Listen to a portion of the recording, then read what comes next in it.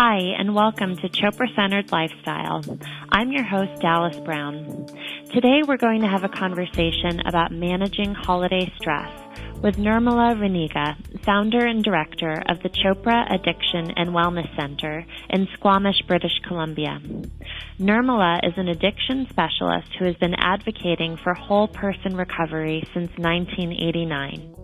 The Chopra Addiction and Wellness Center supports people with addiction, addictive behaviors, depression, anxiety, and PTSD. A truly beautiful recovery program unlike any other, the Chopra Addiction and Wellness Center is endorsed by Deepak Chopra and the Chopra Center. Nirmala, welcome. It's so nice to have you with us today. Well, thank you, Dallas, and to the Chopra Center for this beautiful opportunity during this festive season of giving. And I would like to recite a short peace chant. Yes, that would be wonderful. So I think that is the perfect way to get us in the mood to discuss the holidays and stress and today's topic. So please go right ahead. Om Sahana Vavatu Sahano Bhunaktu Sahaviryam Karvavahe Tejasvi Navaditamastu Ma Vidvishavahe. Om Shanti Shanti Shanti. The English essence is, together may we be protected, together may we be nourished, together may we walk with divine energy, may our journey together be enlightening, may there be no ill feelings. Peace, peace, peace. That's so beautiful and so I think appropriate and needed for this time of year. We're here today to talk about stress and the holidays, and the holiday season is supposed to be one of the most joyful and celebratory times of the year, but that's not always the case, is it, for many people? That's right, Dallas, absolutely. For many people, the holidays can be very, very stressful. The expectation that the season is one of joy, and when we may not be feeling cheerful, can create emotional challenges as dealing with difficult people, relationships, and situations. And the holidays can also mean attending events where celebrations can lead to indulgence in unhealthy behaviors such as smoking, excessive eating, and drinking as people reach out for ways to deal with stress. So, yes, while this is a season to be sort of having fun, it is not fun for a lot of people. And that's sad, and it's because of all the emotions and emotional pain. We hold on to stories and certain situations, family members, friends, or whatever the circumstance may be, actually trigger us in ways that really bring us back to our old stories and do not allow us to be present and have fun. And it's very sad. Yes, it is, and it's so at odds with the expectation of the season, when we feel like we're supposed to be enjoying our time with our families and our friends, and in fact being together in close quarters and spending a lot of time with family sometimes can be, very stressful and can bring up, many things from our past that we may have thought we had, dealt with and moved through. And, on the other hand, not everybody has, a family and a set of friends and a community to celebrate with. And it seems like those experiences of lack can be amplified during this time. Absolutely. It brings back memories of the past, and those memories actually are so painful, and and it instead of being a joy occasion, a lot of people go into depression at this time of the year. Mm. Now, you founded the Chopra Addiction and Wellness Center 5 years ago, and you've been doing work with addiction and recovery for many years now. So, what have you seen that is particularly stands out to you during this time of year? What we find, at this time of the year, again, people do tend to withdraw, and like I mentioned, depression can be a big thing for people, and it's really attached to those stories of family gatherings, and instead of it being a fun time, the memory goes back to specific events with people, places that brought them to this place where today they are still holding on to that particular pain and not fully let go of that and engage in certain ways, either to distance themselves from those people or just feel that sadness is there for these people. And one of the things we actually recommend people to keep their expectations realistic, that understand that most people will face challenges during this holiday season. And before actually the season begins, we are, bombarded with so much marketing. The TV, as soon as November comes, Halloween is over, you start seeing all these holiday celebration themes on TV. And for many people, this vision is not reality. Happy families, boundless joy, and consequently managing expectation and approaching events without judgment can help mitigate feelings of anger and disappointment if things are not picture perfect for people. Yes, absolutely. And I think a lot of people feel that way, feel the difference between the reality of their own lives and their lived experience and that image that's projected from the media of this perfect family. But how do we do that? How do we manage our expectations and begin to shift that? Well, one thing we recommend is identifying the stresses, mentally, or even writing down on a piece of paper. Make a list of people, situation, expectations, or exposure to things that are a trigger, including unhealthy substances you will face during the holiday season, and consider the most successful ways you can deal with each of these categories. For example, you get invited to a party, and most parties do have alcohol. And so what do you do, or how do you take care of yourself when you know you'll be around and you're just in early recovery? How do you get through that evening? One thing is, if you don't show up, you might disappoint your host if they are a close friend or a family member. Or the other thing is showing up and have certain things in place for yourself so that you can still be part of that celebration, yet being able to take care of yourself. So that sounds like there's an element of planning that feels very important there, of imagining the type of scenario you're going to encounter and then knowing, ahead of time what you'll do if you're faced with that situation.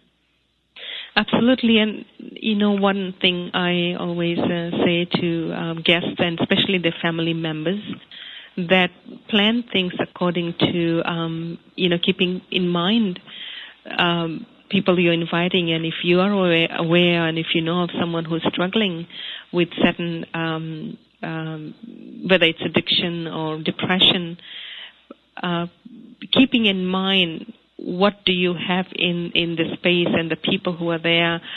And so this is where mindfulness comes as a host, to see who are there and how do you manage those people who may be struggling.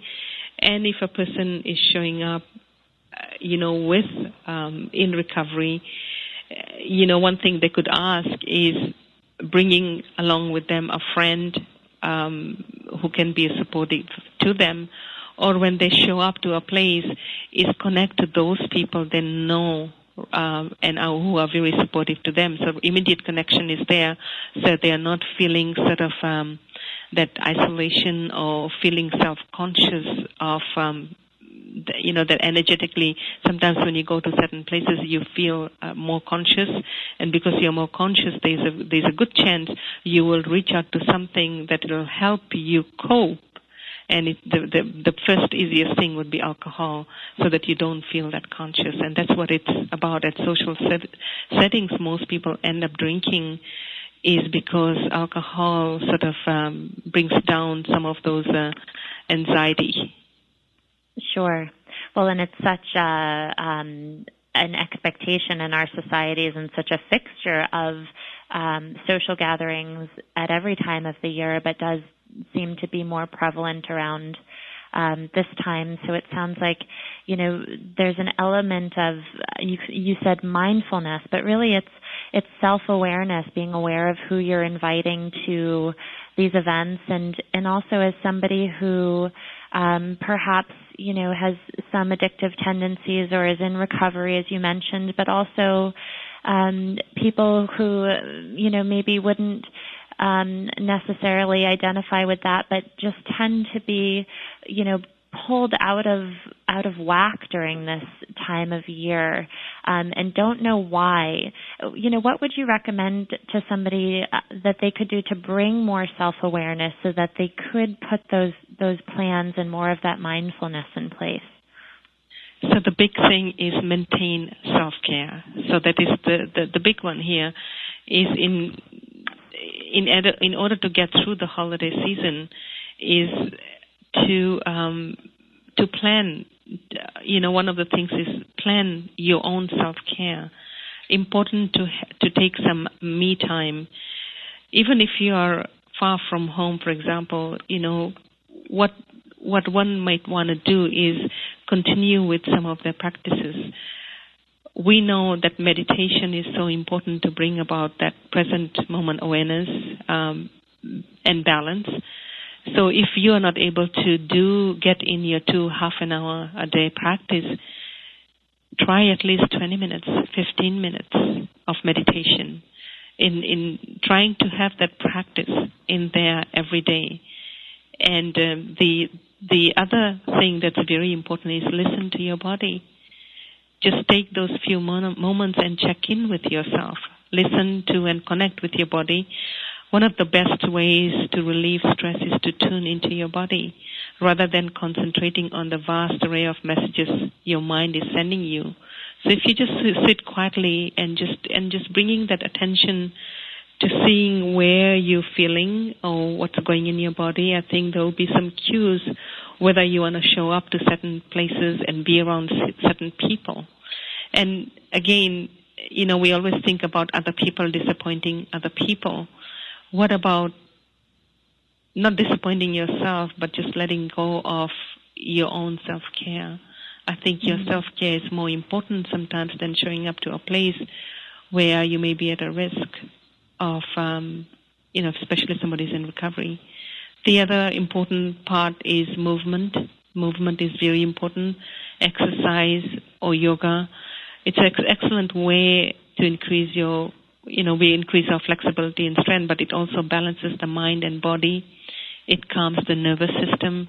It increases the production of stress-relieving hormones and releasing stored toxins. So even if you can't get your 1 hour a day or half an hour a day practice, I usually, for myself, I try and do at least 15 minutes of sun salutation when I'm on a busy schedule. So I would get my meditation in, do some salutation so that I can feel some movement, some energy flowing through. And the minute I know I have broken or I've got broken sweat, you start automatically feeling good. The other thing is getting enough sleep. And often when we are at parties, we are late. We come home late. And because of all the conversations and different kinds of food you sort of end up eating, most people have a disturbing night's sleep. They don't get a proper sleep. So one thing would be is, setting a limit of what time you're going to be back home, and try and actually stay to that time. And as you know, that getting a good night's rest and during your deep sleep, your body actually heals and it gets in touch with your soul. So it's super important to get good sleep. The other thing is hydration. When you're at these events, is have something in your hand which is non-alcoholic, preferably. I mean, for those who may drink, maybe they may want to put some, mix up the drink with more water or spritzer so that they are not consuming that much alcohol. Mm-hmm. And choosing foods that represent all 6 tastes that our body craves, and maintaining balance by selecting choices and portions. Often, sure. Again, what happens is, when you are at these events, either you reach out, for drinks, or sometimes have conversations that are really not that meaningful, or there's food there that we indulge ourselves into because it makes us feel good. Yes. So these are some of the things, and one of the other things is communication. I think it's important to practice conscious communication, and if you are not really feeling up to going to an event, I think it's super important just to communicate with the host or the family member, letting them know that, putting out some amends, saying that, getting yourself excused from that event. And I don't think that these days people get angry and upset, and if they do get angry and upset, let them figure it out. And, along that same line, I think, many of us crave these, especially at this time of year when it's a little colder and a little darker, and we're really craving intimacy and connection. And many of these holiday experiences and celebrations can leave us feeling a little bit empty.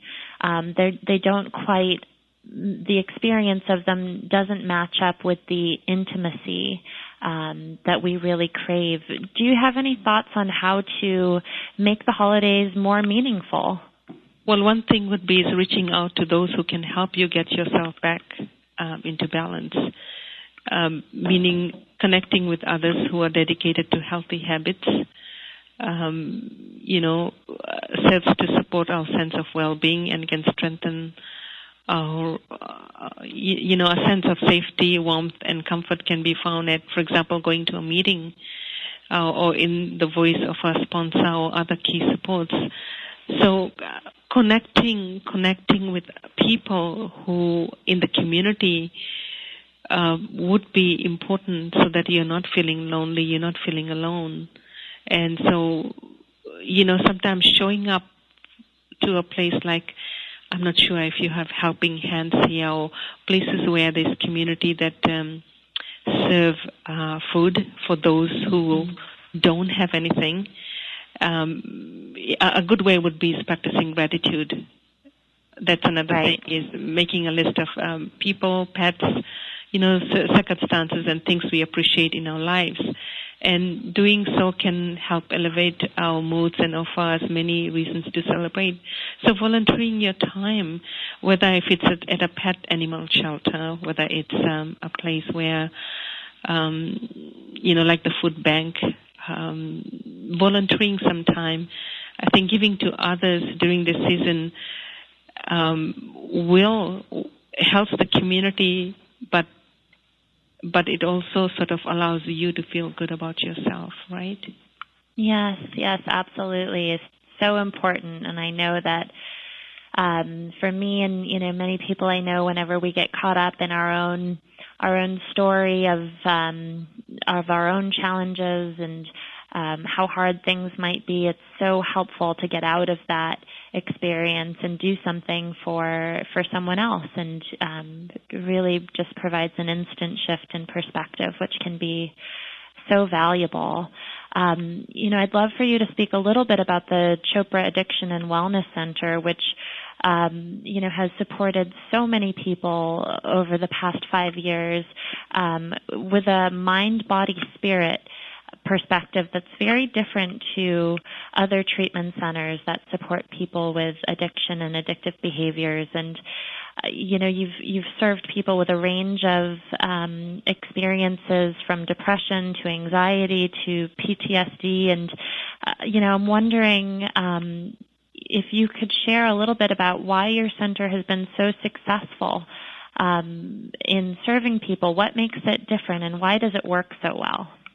Well, one of the things I can definitely say it works is because our focus is not really looking at the addiction itself.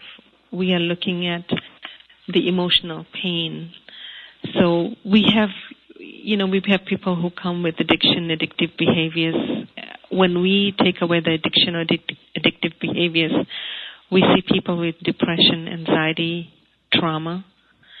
And what our clinical team does is we walk through that.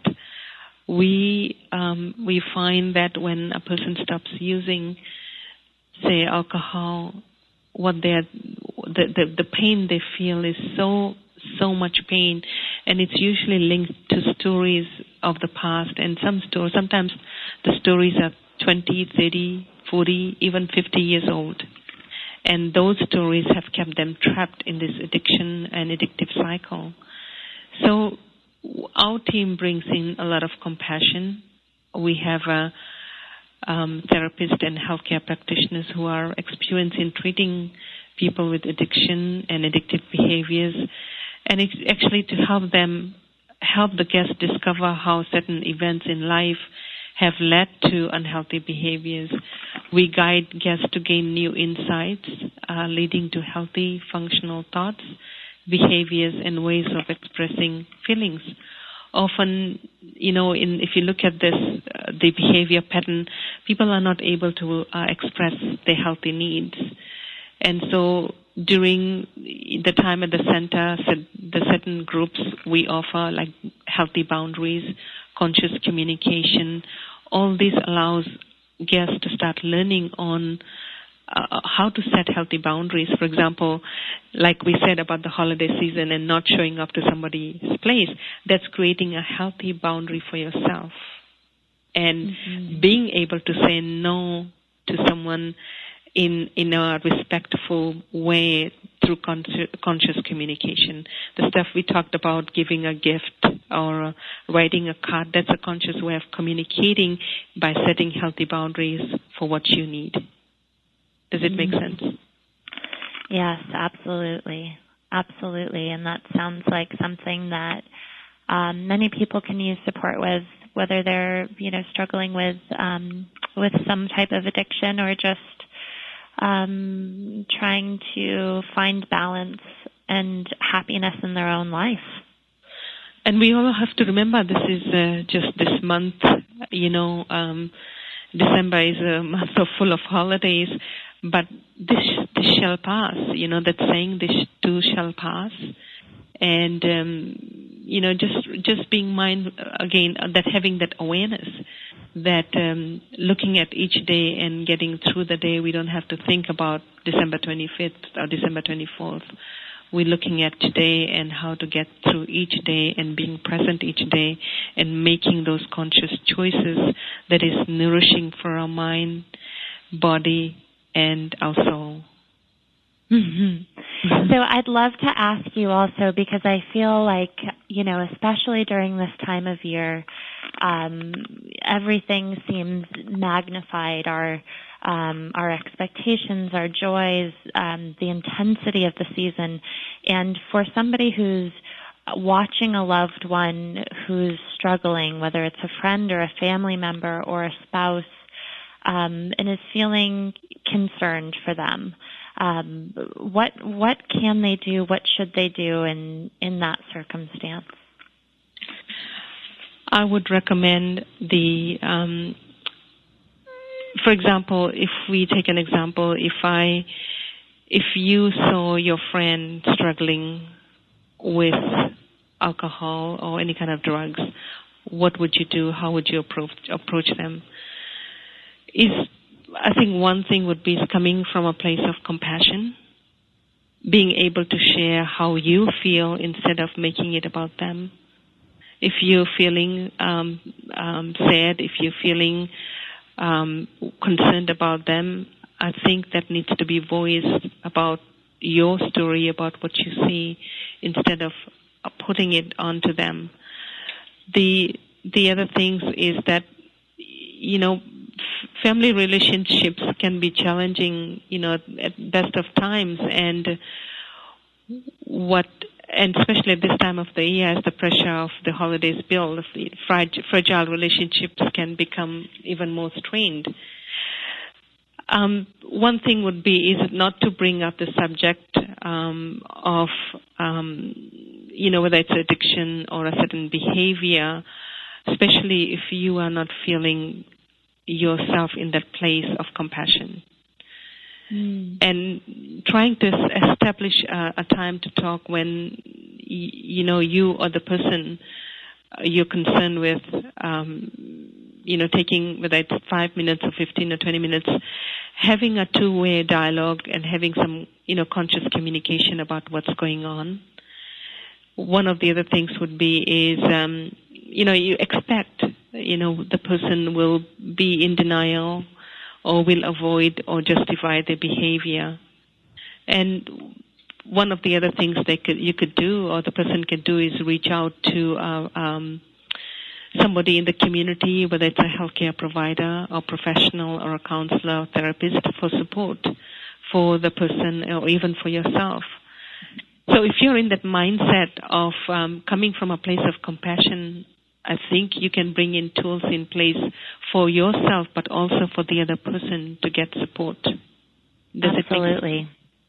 Absolutely. And I know that the Chopra Addiction and Wellness Center does provide that type of support to so many people. And I just want to give our listeners here that resource to know that if somebody in your life is struggling, I know that the Chopra Addiction and Wellness Center does have therapists available to consult with, and anybody listening can learn more about the Chopra Addiction and Wellness Center by going to chopratreatmentcenter.com or by calling toll-free 888-802-3001.